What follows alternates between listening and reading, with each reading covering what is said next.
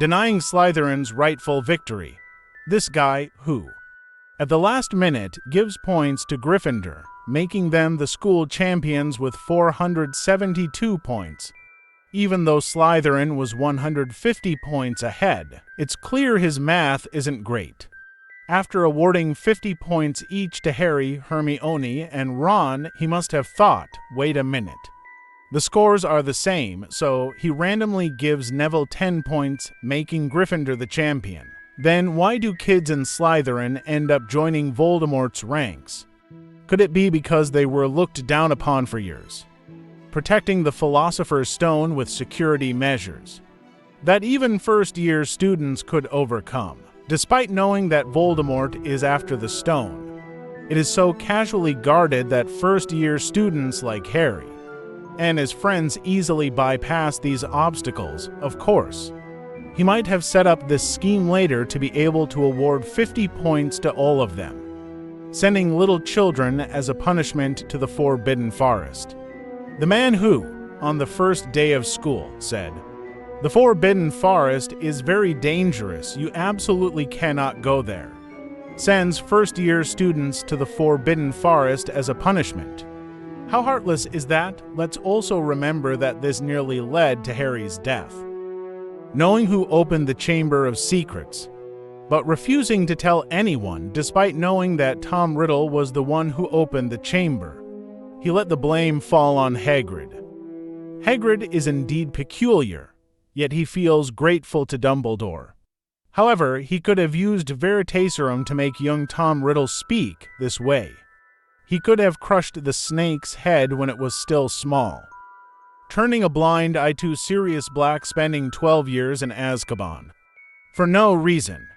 Didn't Dumbledore know that Peter Pettigrew and Sirius Black knew the location of Harry's parents? It's highly likely that he did. Moreover, he should have known Sirius's character well enough to believe that he wouldn't betray his friends, Versailles and Metten, while Sirius was languishing in Azkaban for 12 years.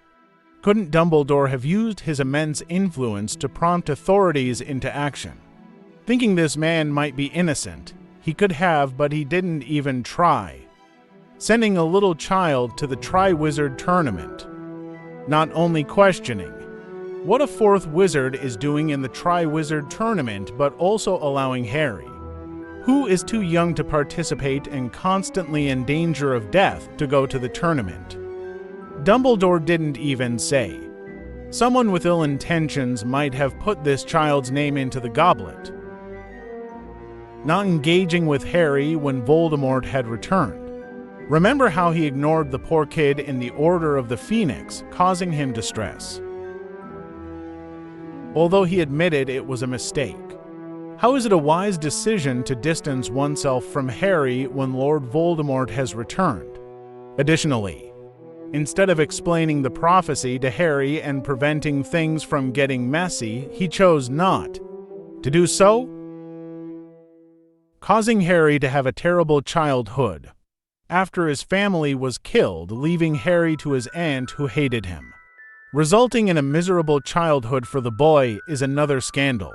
Moreover, knowing that Voldemort would later pursue him to kill him, Dumbledore could have placed the child with a wizarding family so he could learn some magic. Instead, Harry remained ignorant of magic until he turned 11, and he was astonished by every spell cast until the age of 16, all because of you.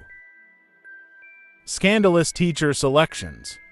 Dumbledore's choices for the Defense Against the Dark Arts position are an absolute scandal. From Quirrell, who had Voldemort on the back of his head, to the charlatan Lockhart, the imposter Crouch in Mad Eye's disguise, and the infuriating Dolores Umbridge. For years, despite having a gem like Snape at his disposal, Dumbledore persistently placed him in the wrong position, causing agony for Hogwarts supporters, not telling Harry that he is a Horcrux. If Harry's luck had not been on his side, and he hadn't been with Snape before dying, how would he have learned that he was a Horcrux? Is such a crucial matter left to chance, Dumbledore? And let's not forget Snape's remark about raising the child like a sacrificial lamb.